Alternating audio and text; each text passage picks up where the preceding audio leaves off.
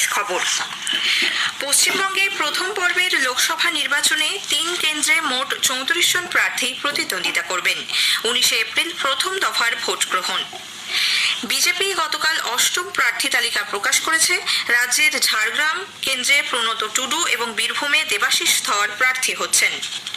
Vote কর্মীদের postal ballot paper facilitation সেন্টারে রাখা ব্যালট বক্সে ফেলার নির্দেশ দিয়েছে নির্বাচন কমিশন। রেশন দুর্নীতি কাণ্ডে শেখ শাহজাহানকে গ্রেপ্তার করেছে ইডি। আগামীকাল তাকে আদালতে পেশ করা হবে। আইএসএল ফুটবলে মোহনবাগান সুপার জায়ান্ট আজ যুব ভারতী ক্রীড়াঙ্গনে চেন্নাইন এফসির মুখোমুখি হবে। খেলা শুরু সন্ধ্যে 7:30টায়। আসছে বিস্তারিত খবরে। অষ্টাদশ লোকসভা নির্বাচনে এ রাজ্যের কোচবিহার, আলিপুরদুয়ার এবং জলপাইগুড়ি এই 3 কেন্দ্রে মোট 34 জন প্রার্থী প্রতিদ্বন্দ্বিতা করছেন। এর মধ্যে কোচবিহার ও আলিপুরদুয়ারে রয়েছেন 11 জন করে এবং জলপাইগুড়িতে 12 জন। মুখ্য নির্বাচনী আধিকারিকের দপ্তর সূত্রে খবর, তৃণমূল কংগ্রেস, বিজেপি, বিএসপি, বামফ্রন্ট, SUCI communist, Kamtapur peoples party united 3টি আসনেই প্রার্থী দিয়েছে। বামফ্রন্টের পক্ষে কোচবিহারে ফরওয়ার্ড ব্লক, আলিপুরদুয়ারে আরএসপি এবং জলপাইগুড়িতে সিপিআইএম প্রতিদ্বন্দ্বিতা করছে। ওই 3 কেন্দ্রের মধ্যে কংগ্রেস শুধুমাত্র কোচবিহারেই প্রার্থী দিয়েছে। কোচবিহারে 4, আলিপুরদুয়ারে 2 এবং জলপাইগুড়িতে 5 জন নির্দল প্রার্থী প্রতিদ্বন্দ্বিতার আসরে রয়েছেন। উল্লেখ্য, আগামী 19 এপ্রিল প্রথম দফার নির্বাচনে ভোট গ্রহণ। আসন্ন লোকসভা নির্বাচনে বিজেপি 8ম প্রার্থী তালিকা প্রকাশ করেছে। গতকাল প্রকাশিত এই তালিকায় পশ্চিমবঙ্গে 2টি কেন্দ্রের প্রার্থীর নাম ঘোষণা করা হয়। ঝাড়গ্রাম লোকসভা কেন্দ্রে চিকিৎসক প্রণত টুডু এবং বীরভূম লোকসভা কেন্দ্রে প্রাক্তন আইপিএস দেবাশিস ধরকে প্রার্থী করা হয়েছে। দেবাশিস ধর জানিয়েছেন, আগামীকাল থেকেই প্রচার শুরু করবেন তিনি। উল্লেখ্য, একসময় শ্রী ধর বীরভূমে এসডিপিও হিসেবে কাজ করেছেন। অন্যদিকে রাজ্য বিজেপির নতুন মুখপাত্র হয়েছেন রাধিকা ভট্টাচার্য শাহ। রাজ্য সভাপতি সুকান্ত মজুমদার তাকে এই পদে নিয়োগ করেছেন। দার্জিলিং লোকসভা কেন্দ্রে কার্শিয়াংয়ের বিজেপি বিধায়ক বিষ্ণু প্রসাদ শর্মা নির্দল প্রার্থী হিসেবে মনোনয়ন পেশ করায় শিলিগুড়ির বিজেপি বিধায়ক শঙ্কর ঘোষ সহ অন্যান্য দলীয় নেতৃত্ব তাকে প্রতিদ্বন্দ্বিতা না করার অনুরোধ জানিয়েছেন। শঙ্কর ঘোষ বলেন, কার্শিয়াংয়ের সম্মানীয় এমএলএ বিষ্ণুপ্রসাদ শর্মাকে আমি প্রথমে অনুরোধ করব যে এই নমিনেশন প্রত্যাহার করে নেওয়ার জন্য। পাহাড়ের স্বার্থে, দার্জিলিং লোকসভার স্বার্থে তিনি তার এই নমিনেশন তিনি যে জমা দিচ্ছেন সেটা প্রত্যাহার করে নেওয়াই মনে হয় সবার পক্ষে মঙ্গলজনক। অন্যদিকে ওই লোকসভা কেন্দ্রের বিজেপি প্রার্থী রাজু বিস্তা বলেছেন, শ্রী শর্মার বিধানসভা থেকে পদত্যাগ করে লোকসভায় প্রার্থীপদ দাখিল করা উচিত ছিল। তৃণমূল কংগ্রেস প্রধান মুখ্যমন্ত্রী মমতা ব্যানার্জি আজ নদিয়ার কৃষ্ণনগর কেন্দ্রে লোকসভা নির্বাচনের প্রচারে অংশ নেবেন। কৃষ্ণনগরের সভা ছাড়াও পরের 5 দিনে তাঁর 8টি সভা রয়েছে বলে জানা গেছে। আগামীকাল মুর্শিদাবাদের বহরমপুরে একটি জনসভায় অংশ নেওয়ার কথা তৃণমূল প্রধানের।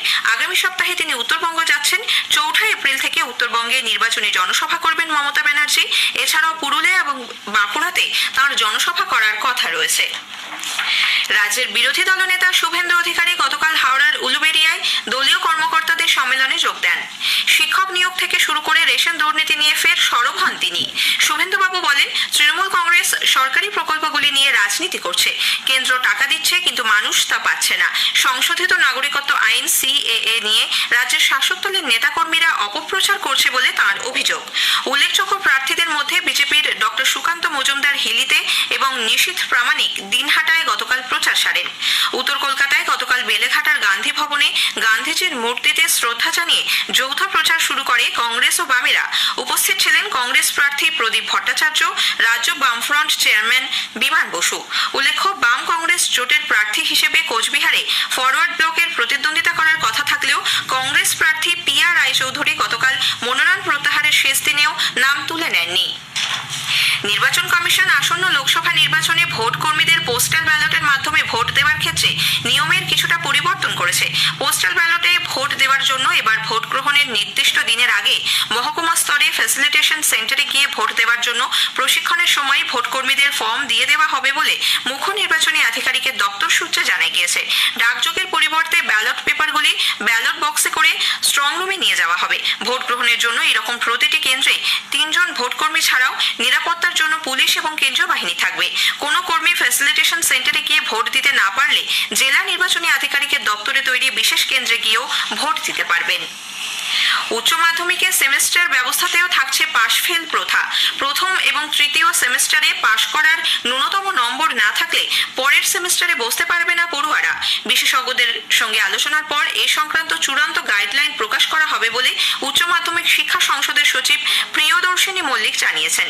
তিনি জানান, পরীক্ষার্থীদের প্রত্যেক সেমেস্টারে পাশ করতে হবে, তবে কত নম্বর পাস মার্কসের জন্য ধার্য করা হবে সেই বিষয়গুলি এখনো আলোচনার স্তরেই রয়েছে। প্রবল তাপদাহের মধ্যেই প্রাথমিক বিদ্যালয় খোলা থাকার বিষয়ে রাজ্যের পশ্চিমাঞ্চলের 2 জেলায় দুরকম নোটিশ দেওয়ায় শিক্ষানুরাগী ঐক্যমঞ্চ প্রতিবাদ জানিয়েছে। বাঁকুড়া এবং পশ্চিম মেদিনীপুর জেলায় প্রাথমিক বিদ্যালয়গুলিতে 1 এপ্রিল থেকে মর্নিং স্কুল চালু করার বিষয়ে নোটিশ দেওয়া হয়। বাঁকুড়া জেলায় সকাল 6:30 থেকে 10:30 এবং পশ্চিম মেদিনীপুরে 6:30 থেকে 11:30 পর্যন্ত স্কুল খোলা থাকবে বলে নোটিশে উল্লেখ করা হয়েছে। মঞ্চের সাধারণ সম্পাদক কিঙ্কর অধিকারী এই অসঙ্গতি নিয়ে প্রশ্ন তোলেন। দ্রুত এর সংশোধনের দাবি জানান তিনি।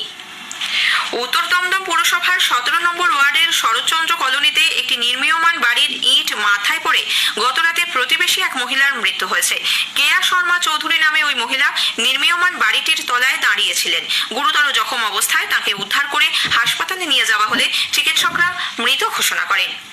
স্থানীয় সংবাদ শুনছেন আকাশবাণী কলকাতা কেন্দ্র থেকে। এখন বিজ্ঞাপন। আপনি কি শুনেছেন? অবশেষে আমাদের মাথার উপর ছাদ তৈরির স্বপ্ন সার্থক হতে চলেছে। তৃণমূল কংগ্রেসের সর্বভারতীয় সাধারণ সম্পাদক শ্রী অভিষেক বন্দ্যোপাধ্যায় বলেছেন, বাংলা বিরোধীদের এই লড়াইয়ে তৃণমূলের হাত যদি আপনারা শক্তিশালী করেন, কারোর কাছে হাত পাততে হবে না। আগামী 6 মাসের মধ্যে আপনাদের বাড়ির টাকার ব্যবস্থা মমতা বন্দ্যোপাধ্যায় করে প্রথম ইনস্টলমেন্টটা 31 ডিসেম্বরের মধ্যে আপনাদের অ্যাকাউন্টে চলে যাবে।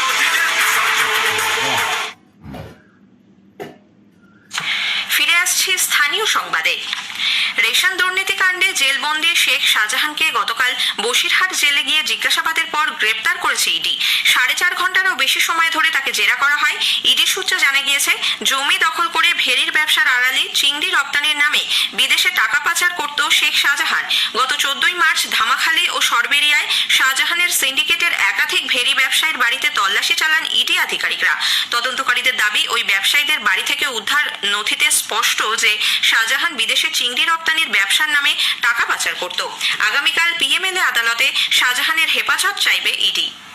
গার্ডেন রিচে বেআইনি নির্মাণ ভেঙে 12 জনের মৃত্যুর ঘটনার পুনরাবৃত্তি ঠেকাতে তৎপরতা শুরু করেছে কলকাতা পুরসভা। কেএমসি এমপ্লয়ি অ্যাপ নামে একটি নতুন অ্যাপ খুব শীঘ্রই চালু করতে চলেছে পুরসভা। প্রতিটি ওয়ার্ডে সংশ্লিষ্ট ইঞ্জিনিয়াররা নিয়মিত পরিদর্শন করে নির্মাণ সংক্রান্ত যাবতীয় ছবি ও বিস্তারিত তথ্য এই অ্যাপে আপলোড করবেন। এদিকে কলকাতার পিকনিক গার্ডেনে গতকাল একটি নির্মীয়মান বহুতলের 3য় তলার একাংশ ভেঙে পড়ে বরাত জোরে বেঁচে যান স্থানীয় এক বাসিন্দা। প্রচারের জন্য নির্দিষ্ট করে রাখা দেয়াল দখল করে নেওয়ার পাশাপাশি সেখান থেকে প্রার্থীর নাম মুছে ফেলা হচ্ছে বলে তৃণমূল কংগ্রেসের বিরুদ্ধে নির্বাচন কমিশনে অভিযোগ জানিয়েছে কংগ্রেস। মুর্শিদাবাদ লোকসভা কেন্দ্রে তাদের দেয়াল দখল করে নেওয়া হচ্ছে। বহরমপুর কেন্দ্রের প্রার্থী অধীর রঞ্জন চৌধুরীর সমর্থনে দেয়াল লিখন মুছে দেওয়া হয় বলেও তাদের অভিযোগ। রাজ্য সরকার ও প্রশাসনের সহযোগিতা না মেলায় হেমন্ত মুখোপাধ্যায় থেকে বেলেঘাটা স্টেশন পর্যন্ত চলতি মেট্রো প্রকল্পের কাজ শেষ করতে চূড়ান্ত অসুবিধার মুখে পড়তে হচ্ছে বলে মেট্রো কর্তৃপক্ষ অভিযোগ করেছে। বেলেঘাটায় একটি ফুট ওভারব্রিজ তৈরির জন্য ঠিকাদারি সংস্থা railway Vikas Nigam limited police প্রশাসনকে চিঠি দিলেও ট্রাফিক নিয়ন্ত্রণের ব্যাপারে কোনো ছাড়পত্র দেওয়া হয়নি বলে এক বিবৃতিতে মেট্রো কর্তৃপক্ষ জানিয়েছে।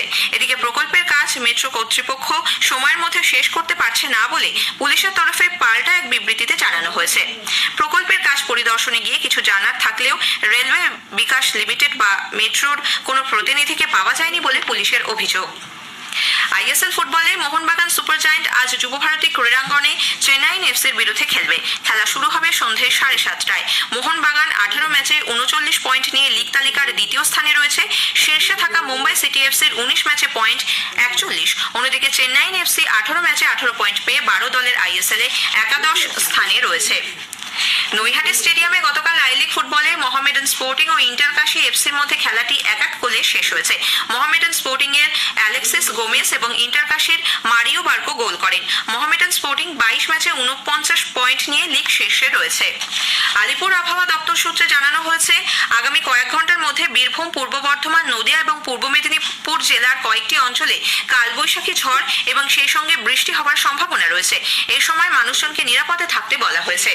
শেষ করার আগে স্থানীয় সংবাদের বিশেষ কিছু অংশ আরও একবার।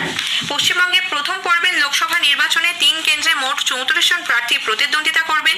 19 এপ্রিল প্রথম দফার ভোট গ্রহণ। বিজেপি গতকাল 8ম প্রার্থী তালিকা প্রকাশ করেছে। স্থানীয় সংবাদ শেষ হলো।